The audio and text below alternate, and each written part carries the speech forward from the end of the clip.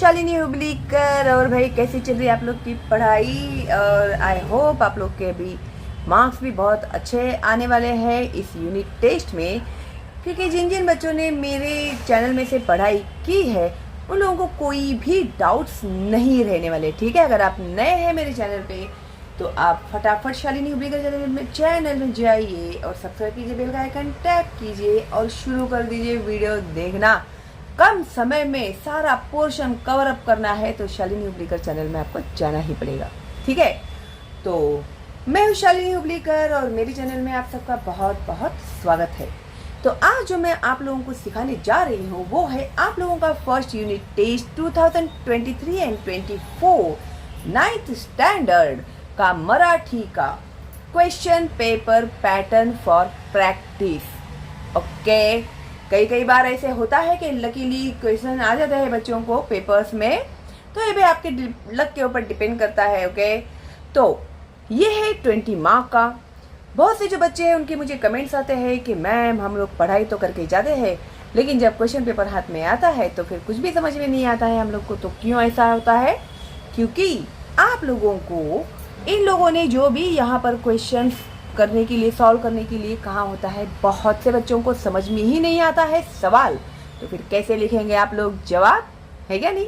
तो आज वही सारे आप लोगों के डाउट्स में क्लियर करने वाली हूँ, तो एंड तक वीडियो जरूर देखिएगा। ओके, वैसे हमारा ये जो सिलेबस है हो गया है पूरा complete with question and answers, और वर्कबुक के क्वेश्चन एंड आंसर्स भी मैं अपलोड कर रही हूँ, तो उसके लिए मुझे थोड़ा सा समय आपको देना पड़ेगा।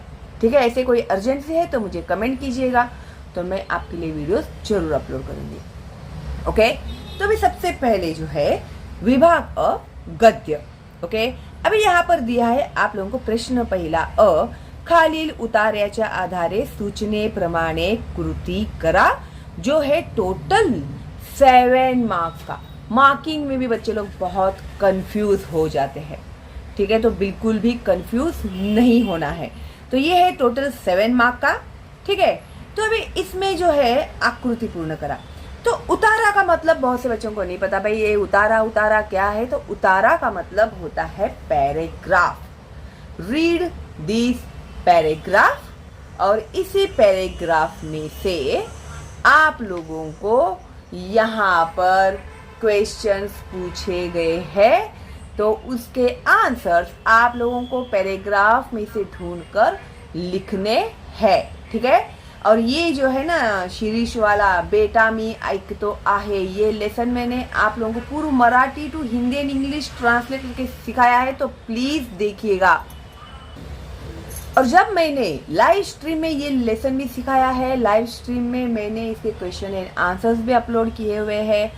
कुछ बच्चों के ऐसे मुझे कमेंट्स भी आए हैं कि जो लाइव स्ट्रीम में मैंने आंसर्स लिखे हैं वो थोड़े ब्लर दिख रहे हैं, क्लियर नहीं दिख रहे, तो वो हिसाब से मैंने सिर्फ आंसर्स के वीडियोस भी बनाकर अपलोड किए हुए हैं। तो भाई इतना तो मेहनत कीजिए आप लोग के प्लेलिस्ट में जाइए और ढूंढ कर निकालिए 9th स्टैंडर्ड में जाके। ठीक है, तो और कोई दिक्कत है तो मुझे कमेंट करना, फिर से अपलोड करना है आप चाहते हो तो मैं फिर से अपलोड कर देती हूँ भाई। ठीक है, मैं तो बैठी हूँ आप लोग की सेवा करने के लिए, वो भी एब्सोल्युटली फ्री। ओके, तो देखो भाई ये जो रीडिंग आता है ना पैराग्राफ का, वो आपको आना चाहिए। और मैं हर बार बोलती हूँ कि बच्चे लोग लेसन रीड नहीं करते हैं तो बहुत ही बुरा करते हैं। आपको लेसन रीड करने आना चाहिए, और ये लेसन मैंने रीड करके बताया है। ठीक है, तो भी पैराग्राफ सबसे पहले आपको रीड करना पड़ेगा। कभी भी ऐसे मत करना, कुछ बच्चे क्या करते हैं, अभी यहाँ पर आएंगे आकृती पूर्ण करा, शीर्ष आल्यावर लेखकांनी त्याला विचारलेले 2 प्रश्न। अब इधर आएंगे कहाँ पे है क्वेश्चन मार्क कहाँ पे, ऐसे ढूंढते हैं, फिर ऐसे कर देते हैं। फिर उसमें क्या होगा, क्वेश्चन एंड आंसर्स का लिंक कभी कभी नहीं लगता, कभी कभार तुक्का लग जाता है, मोस्टली नहीं लगता है। तो पहले रीड करना आप लोग सीखो।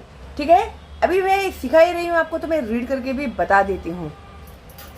समारंभाचा दिवस उगवला आणि सकाळपासून शिरीषच्या आठवणीने मी उगाचच बेचैन झालो होतो। सकाळी इतर कामे आटोपून मी जरा स्वस्थ बसतो न बसतो तोच दारात शिरीष उभा। मी ताडकन उभा राहिलो व त्याच्या जवळ गेलो। अरे तुझा पत्ता तरी काय, आणि आज एकटाच कसा काय? नाना कसे नाहीत बरोबर? इकडची दुनिया तिकडे होईल ना? इकडची दुनिया तिकडेच झाली आहे सर. यापुढे मी एकटाच दिसेन. माझे नाना कायमचे गेले हो सर. बऱ्याच सांत्वनानंतर त्याने विचारले, आज आपल्या विद्यालयाचा कार्यक्रम ना? मी खिन्नपणे हो म्हणालो. मग मला आज कार्यक्रम द्या. नाही म्हणू नका सर, एवढीच इच्छा पुरवा. तो असे म्हटल्यावर मात्र माझ्यातला शिक्षक जागा झाला. मी सौम्य आवाजात म्हणालो, शिरीष, मी तुझ्या भावना ओळखतो, पण आज माझा नाईलाज आहे.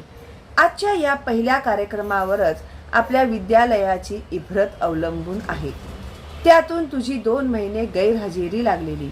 तूच सांग, मी तुला कार्यक्रम कसा काय देऊ?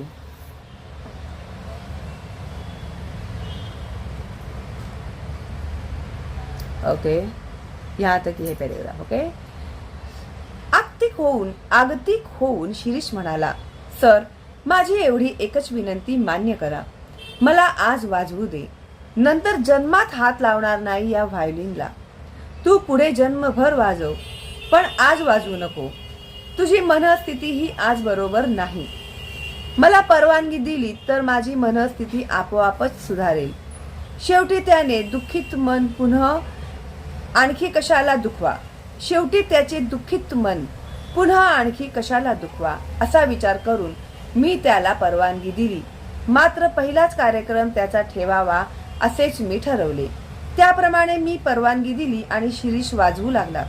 शिरीष कार्यक्रम करण्यात मुरलेल्या एखाद्या वादकाप्रमाणे वाजवत होता.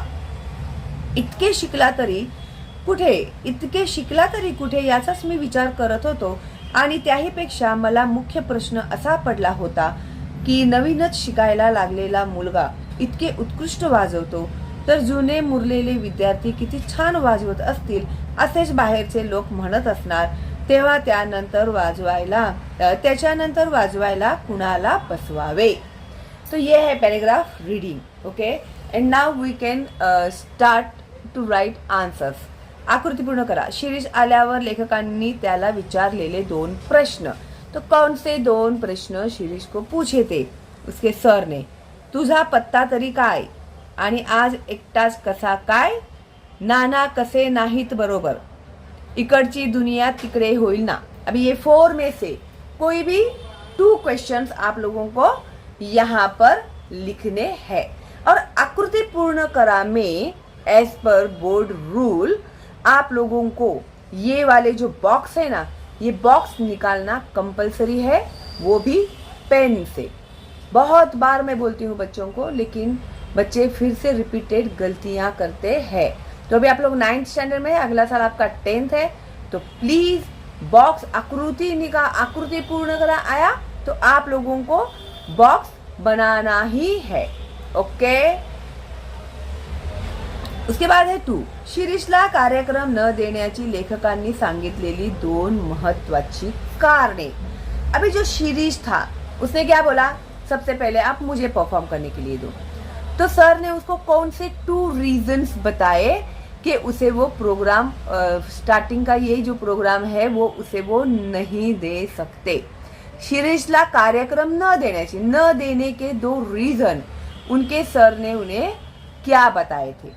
ठीक है, क्या दिए उसको. इसका आंसर देखो यहाँ पर तुम लोग को मिलेगा. आजच्या पहिल्या कार्यक्रमावरच विद्यालयाची इभ्रत अवलंबून आहे. का नाही दिले गुरुजींनी त्याला 1? कारण की आजच्या पहिल्या कार्यक्रमावरच विद्यालयाची इभ्रत अवलंबून होती. इभ्रत मीन्स इज्जत. अगर फर्स्ट ही प्रोग्राम बेकार हो गया तो इज्जत गई ना.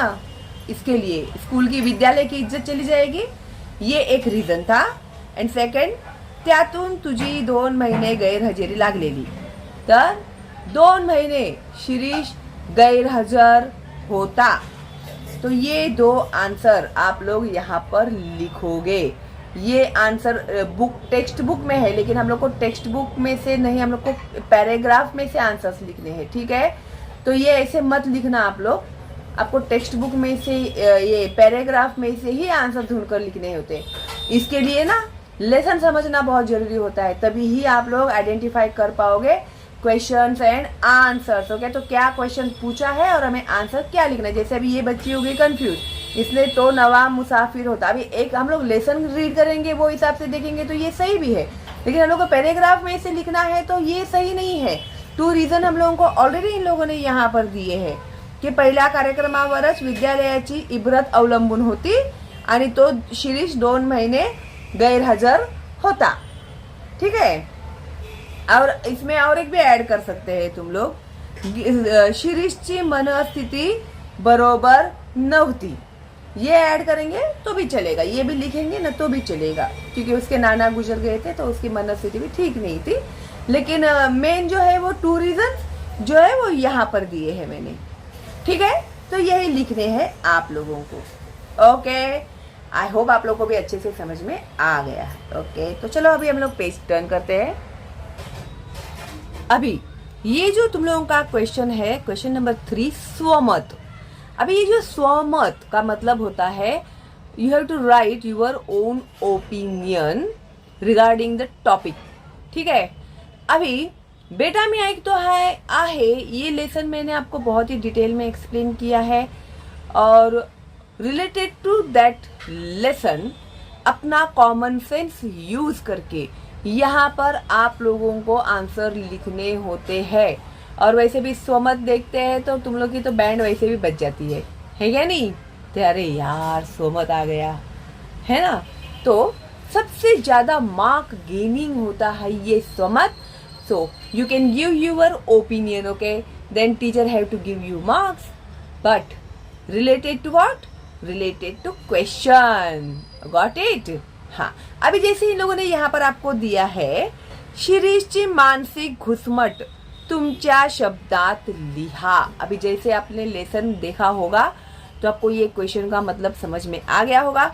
शिरीषची मानसिक घुसमट मीन्स साइकोलॉजिकली वो अंदर ही अंदर वो ये हो गया है, दब गया है, वो एक्सप्रेस नहीं कर पाता, उसकी फीलिंग को वो एक्सप्रेस नहीं कर पाएगा, वो अंदर ही अंदर घुटते हैं, बोलते हैं ना, अंदर ही अंदर घुटना। ओके, तो मानसिक घुसमट, तो क्या उसकी ऐसी साइकोलॉजी थी, क्यों वो अंदर ही अंदर घुट रहा था। ठीक है, तो ये इन लोगों ने हम लोगों को एक्सप्लेन करने के लिए कहा है। तो ये क्वेश्चन एंड आंसर जब मैंने आप लोग को दिए थे तभी मैंने आपको ये एक्सप्लेन किया हुआ है, लेकिन इनकेस समझो आपको अभी यही क्वेश्चन आ गया स्वमत में, तो मैं कोई रिस्क नहीं लेना चाहती भाई, तो मैं इसका आंसर भी आपको बताने वाली हूँ। हाँ भाई, बहुत खुश होते हैं तुम लोग जब मैं आंसर आपको देती हूँ, है क्या नहीं? तो लाइक दिया आप लोगों ने? तो अभी मुझे सोचना पड़ेगा। ओके, दे दिया, तो मैं अभी देती हूँ आपको आंसर। अगर ये लोग स्वमत में आपको पूछेंगे तो स्वमत में अभिव्यक्ति बोलेंगे तो उसमें आंसर सेम आएगा। ठीक है, तो शिरीषची मानसिक घुसमट तुमच्या शब्दात लिहा। नानांना जबर अपघात झाला होता। अपघात होना यानी एक्सीडेंट होना, तो उनका एक्सीडेंट हो गया था, त्यामुळे ते बहिरे झाले होते। बहिरे होना यानी सुनाई नहीं देता है ना, हाँ, तो वो डीफ हो गए थे, तो बहिरे झाले होते। त्यांच्या समाधानासाठी शिरीषने वाद्य वाजवणे पसंत केले। अभी उन्हें बहुत था कि ये शिरीष जो है वो म्यूजिक बजाना चाहिए। ओके, अभी सिचुएशन कैसा है देखो, नाना सुन नहीं सकते, ठीक है, लेकिन वो चाहते हैं कि शिरीष म्यूजिक सुने, और वो तो सुन तो कुछ पाने वाले नहीं है, लेकिन उनकी इच्छा है कि ये म्यूजिक सीखे। ठीक है, उसको बजाना चाहिए करके वो उन्हें बहुत इच्छा थी उनकी, उनको बहुत पसंद था।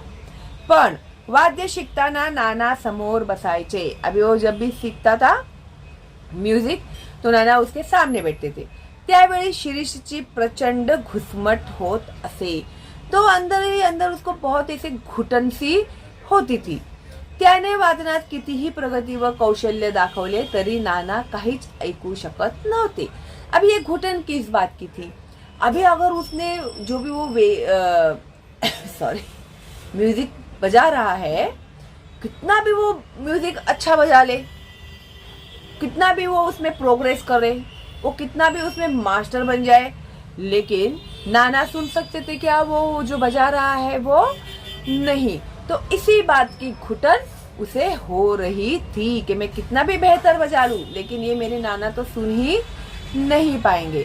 त्यामुळे शिरीष बेचैन होत असे. तो वो क्या, रेस्टलेस हो जाता था. बेचैन होना मीन्स रेस्टलेस हो जाना.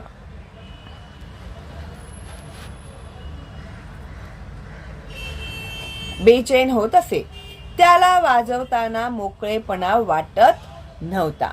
अभी वो म्यूजिक तो बजा रहा है, लेकिन उसको ऐसे बिल्कुल भी फ्रीडम ऐसे नहीं लगता था. अभी कैसे होता है, इसमें 2 टाइप्स की फीलिंग्स भी आ सकते हैं, है ना. अरे इनको तो सुनाई नहीं देता, मैं क्या बजाऊं, उनको तो समझ में भी नहीं आने वाला है क्या नहीं, ऐसे. और एक ऐसा भी होता है कि मैं बजा तो रहा हूं लेकिन ये नहीं सुन पा रहे हैं, यानी उसकी कैसा माइंडसेट हुआ रहेगा उसका उस सिच्युएशन में. ओके. नाना गेल्यावर त्याला व्हायोलिनला हात लावावासा वाटला नाही. अभी नाना की डेथ हो गई, उसको बिल्कुल भी इच्छा नहीं थी कि वो वायोलिन को हाथ भी लगाए. ज्यांच्यासाठी शिकायचे तेच राहिले नाहीत याची खंत त्याला सतावत होती. अभी जिसके लिए मुझे सीखना था ये म्यूजिक, अब वही नहीं बचे हैं, है ना. तो फिर ये जो खंत यानी ये दुख जो है उसको, वो बहुत उसको सताती थी.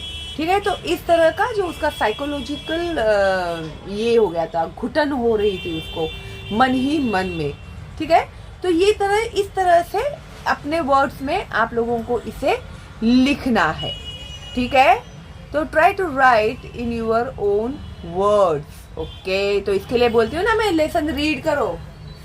ओके. तो समझ में आता है आपको. शुरू में लगेगा थोड़ा डिफिकल्ट, लेकिन बाद में इतना इंटरेस्ट लगेगा, आप लोग सारे लेसन रीड करके डालोगे. ओके. गुड. चलो आगे बढ़ते हैं. अभी विभाग ब, पद्य. प्रश्न दुसरा अ.